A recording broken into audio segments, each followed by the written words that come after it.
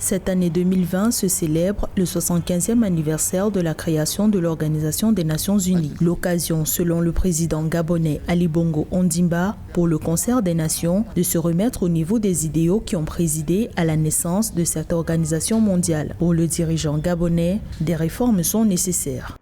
À plus de solidarité internationale et à la réforme attendue du Conseil de sécurité de l'ONU, la revitalisation des travaux de l'Assemblée générale ainsi que la réforme du Conseil économique et social de l'ONU doivent également être menées en vue d'impulser une dynamique nouvelle à notre organisation.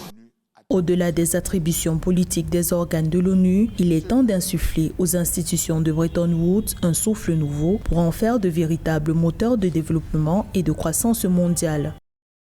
Ces réformes sont indispensables à l'émergence d'un ordre international plus juste, prônant au mieux les intérêts de tous, car elles impactent la réalisation de plusieurs objectifs de développement durable à l'horizon 2030.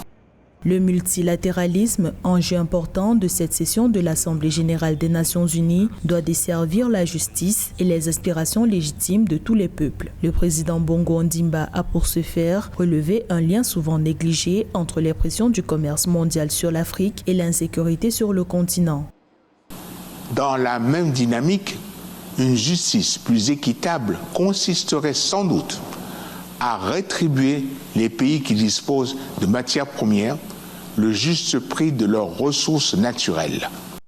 Le président gabonais a exhorté les membres de l'Organisation des Nations Unies à tenir leurs engagements auprès des pays en développement. Il s'agit du transfert des technologies propres pour notamment faciliter l'essor du secteur industriel traditionnel de l'Afrique. Pour le cas du Gabon, cet impératif repose sur l'amélioration du cadre de vie, la promotion de la résilience au changement climatique et la préservation de la biodiversité.